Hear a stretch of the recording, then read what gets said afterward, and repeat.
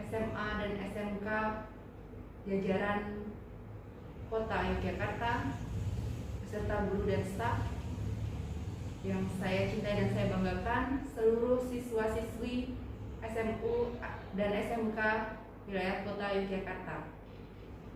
Berbahagia sekali pada kesempatan kali ini.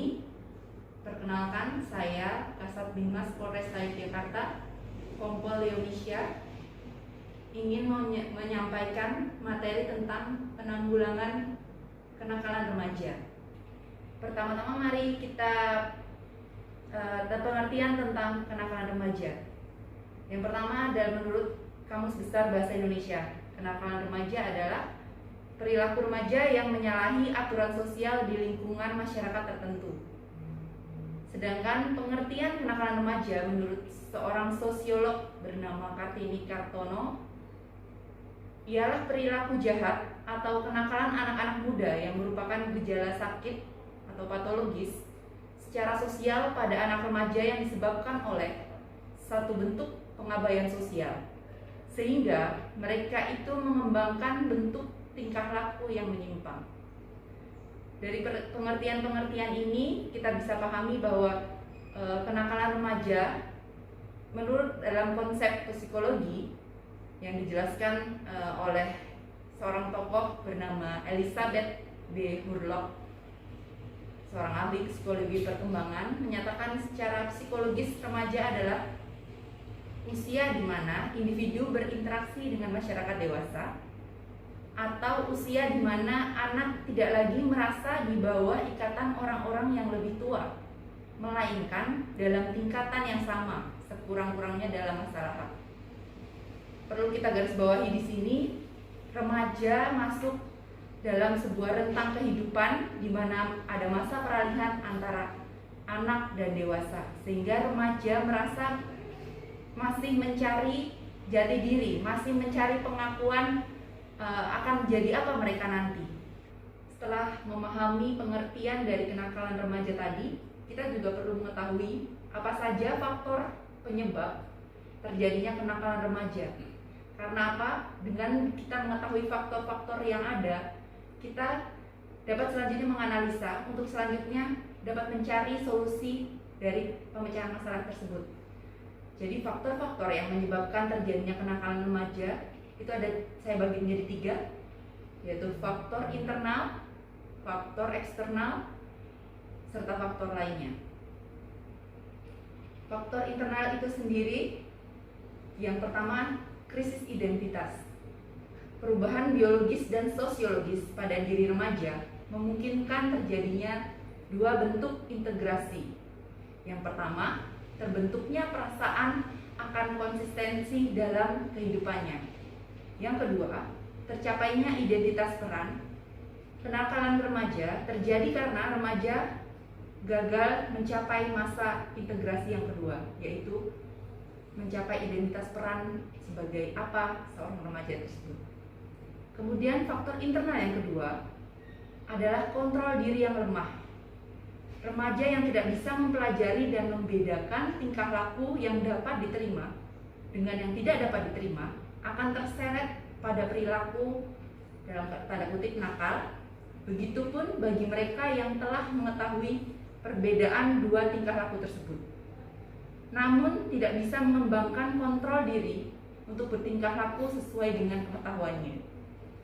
Mungkin di sini istilah-istilah ini agak sulit dipahami, tapi ini untuk pemahaman bahwa faktor internal di dalam diri, di dalam karakter dari remaja itu sendiri perlu dipahami. Bagaimana mereka merasa, perasaan dari dalam diri mereka juga perlu dipahami oleh orang sekitar. Kemudian yang kedua tadi adalah faktor eksternal. Faktor eksternal di sini termasuk juga faktor keluarga. Ada anak yang broken home dari perceraian orang tua, tidak ada komunikasi yang baik antara anggota keluarga, atau perselisihan antara anggota keluarga. Ini bisa memicu perilaku negatif pada remaja.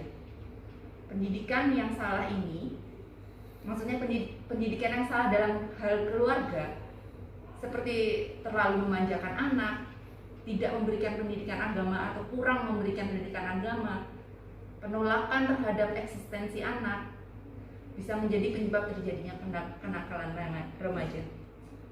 Yang dimaksud penolakan terhadap eksistensi anak ini mungkin ketika orang tua kurang memberikan apresiasi pada anak atas apa yang telah anak itu lakukan. Kemudian yang kedua, faktor eksternalnya, pengaruh kawan sepermainan yang kurang baik. Sebagai orang tua, sepatutnya harus memperhatikan bagaimana pergaulan dari anak kita.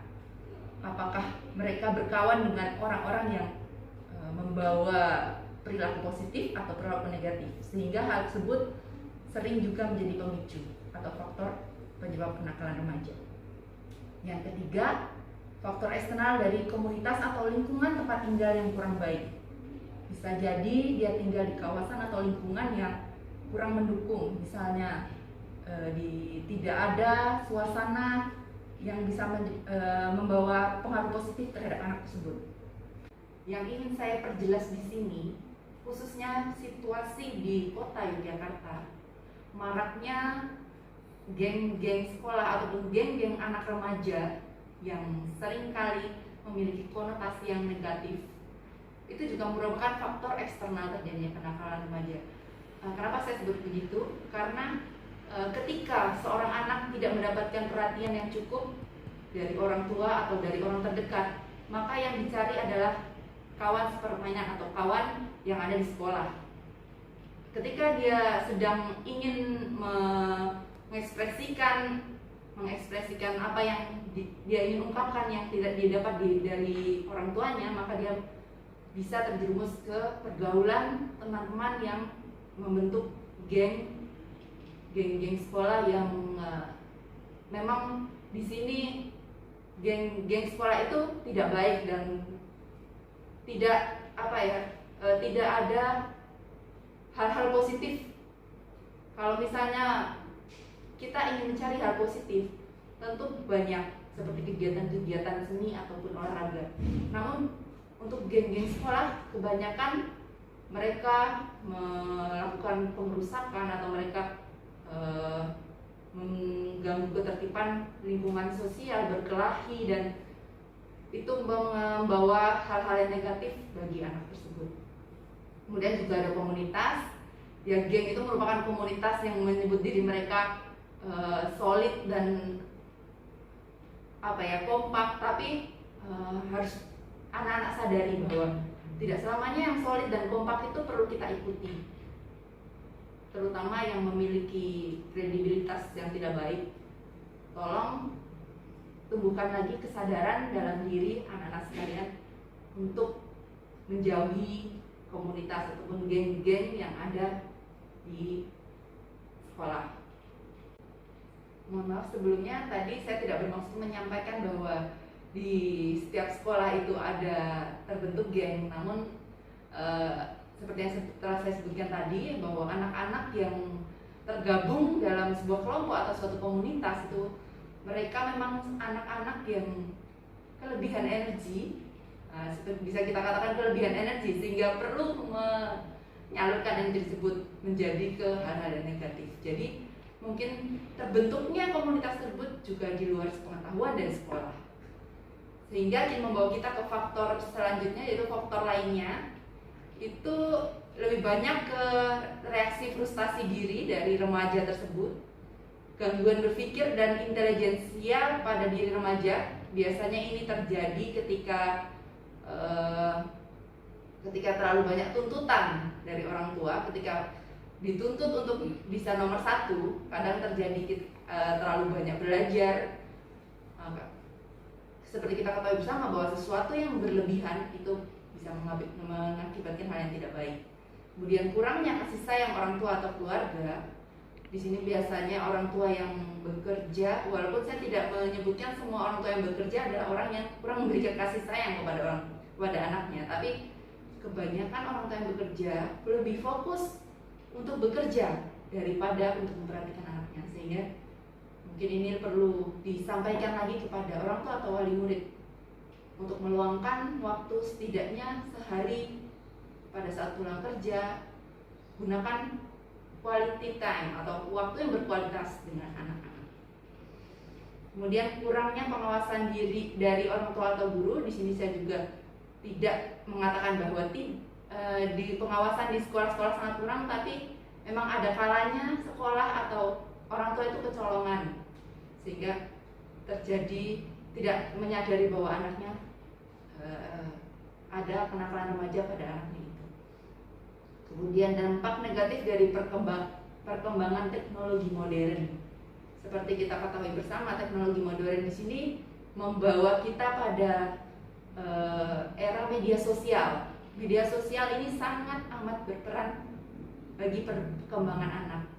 Kita bisa tahu bersama semua berita, baik itu hoax ataupun yang fakta atau hoax, kita semua tercampur menjadi satu dalam media sosial yang kadang anak-anak itu menerimanya mentah-mentah dan menganggap bahwa itu adalah hal yang benar semua.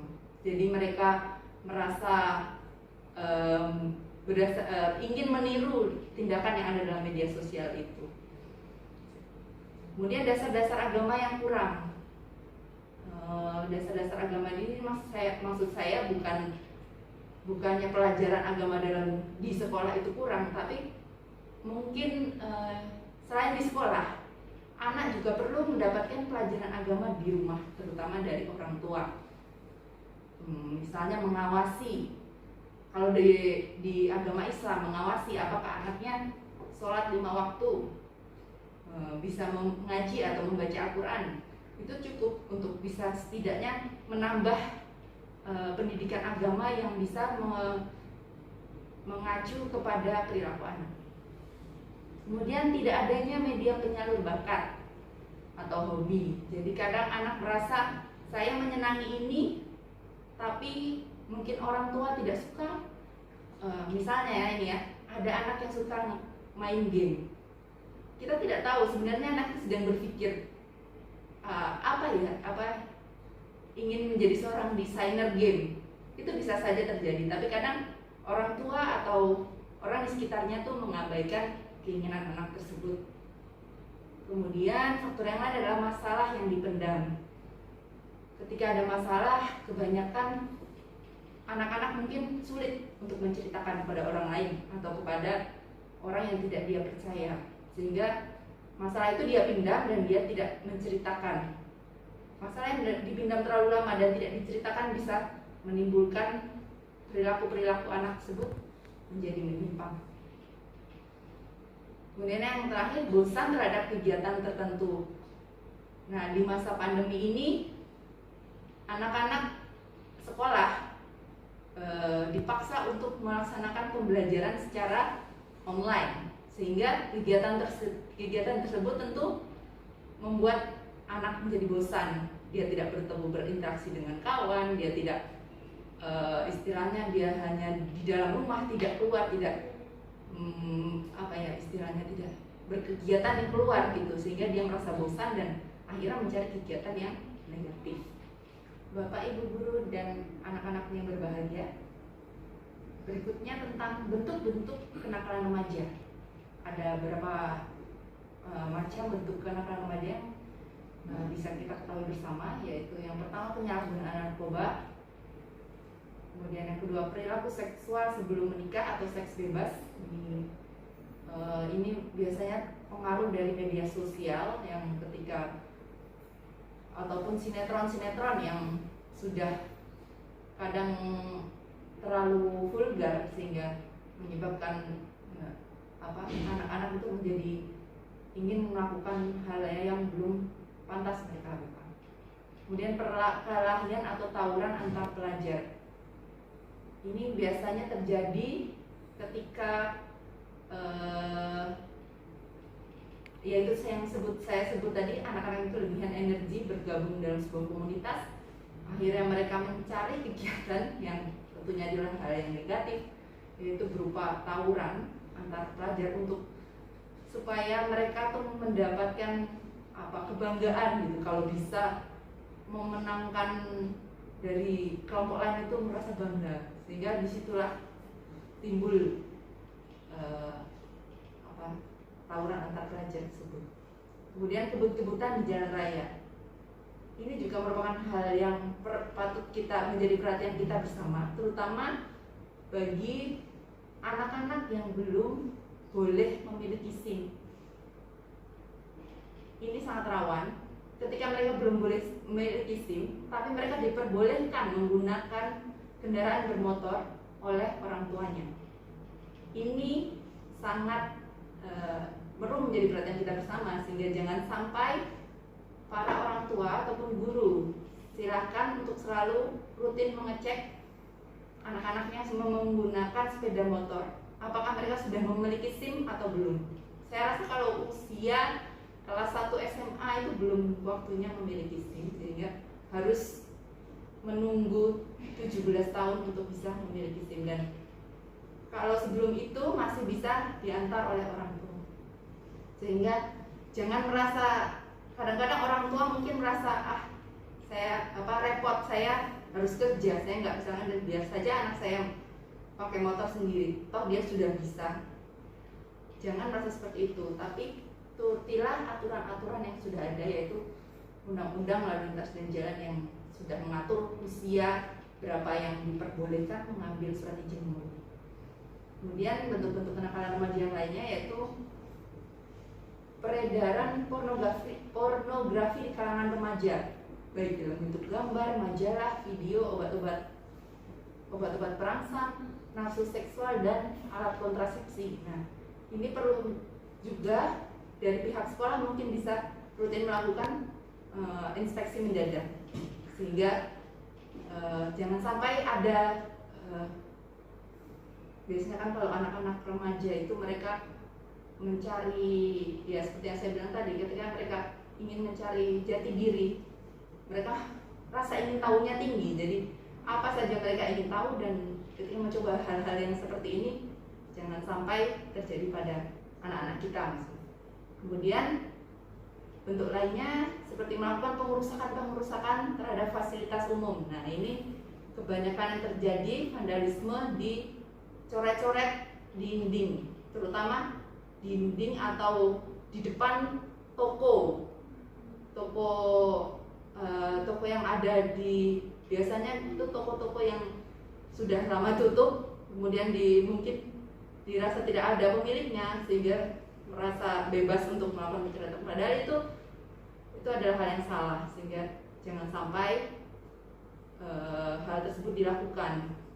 Masih banyak yang bisa misalnya dia mempunyai kemampuan untuk membuat gambar yang bagus melalui coretan di dinding, itu masih bisa banyak media-media yang bisa disediakan, misalnya di sekolah, buat sekolah yang dindingnya masih bisa digambar, tapi gambar yang positif, gambar yang bagus, yang mungkin lebih bagus lagi kalau bisa membuat himbauan. Kalau sekarang lagi pandemi, himbauan prokes itu bisa lebih bagus lagi. Bentuk lainnya yaitu membentuk kelompok atau geng dengan ciri-ciri dan tindakan yang menyeramkan. Nah, ini tadi seperti saya sudah sampaikan, anak-anak yang berlebihan energi membentuk komunitas yang ingin menunjukkan bahwa mereka itu sangar, mereka itu disegani. Nah, itu tolong diwaspadai lagi agar pihak sekolah lebih perhatian lagi terhadap seluruh anak didiknya. Yang selanjutnya, berpakaian dengan mode yang tidak sesuai dengan keadaan lingkungan. Ini berkaitan dengan mode, karena sekarang semuanya ketika di media sosial muncul mode-mode tertentu, kita kadang-kadang anak-anak itu, remaja-remaja itu nggak mau kalah gitu. Padahal kalau di Jogja ini kan ada kental budaya ketimuran.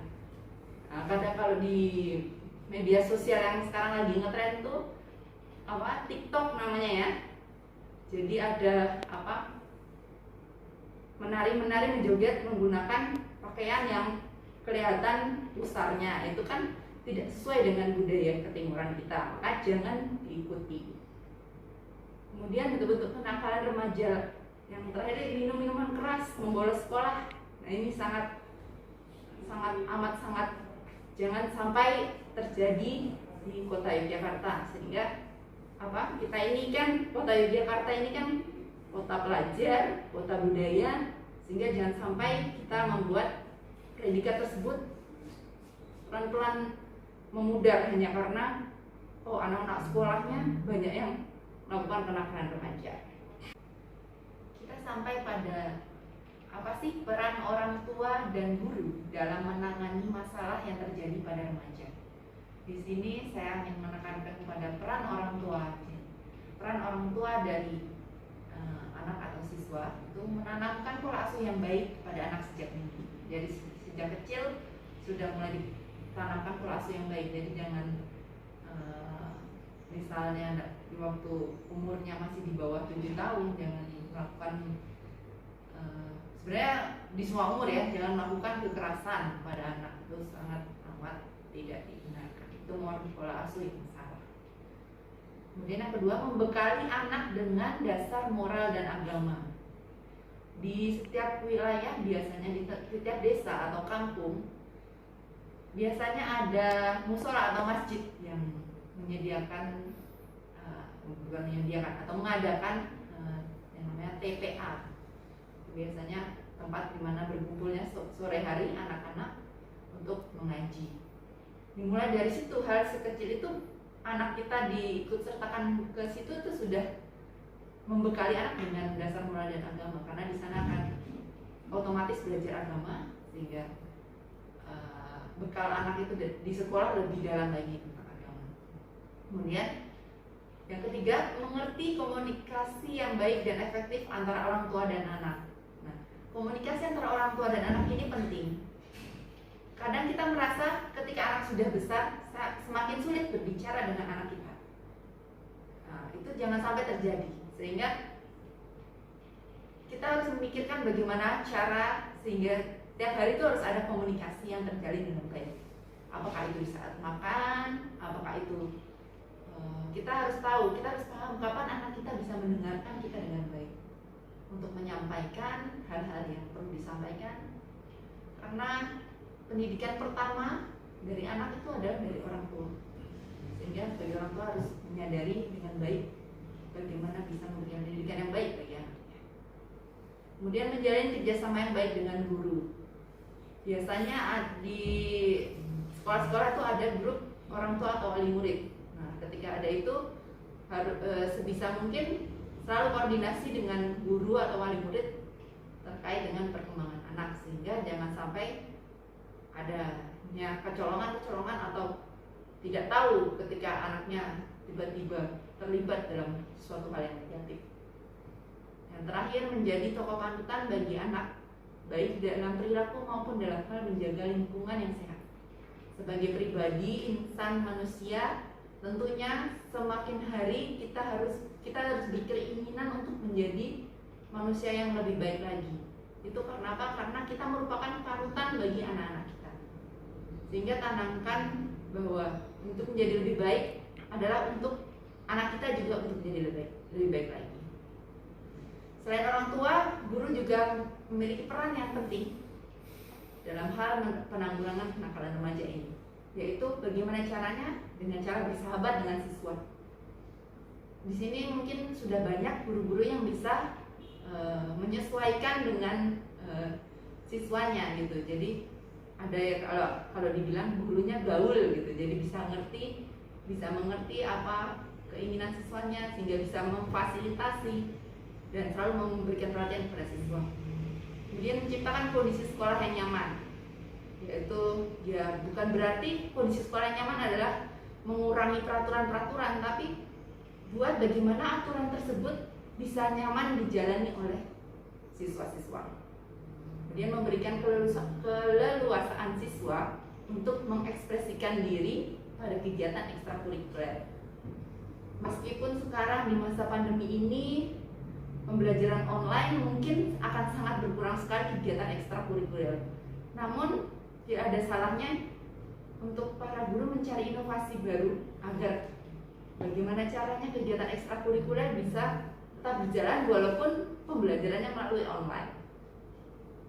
Kemudian menyediakan sarana dan prasarana bermain, kesenian, budaya, dan olahraga.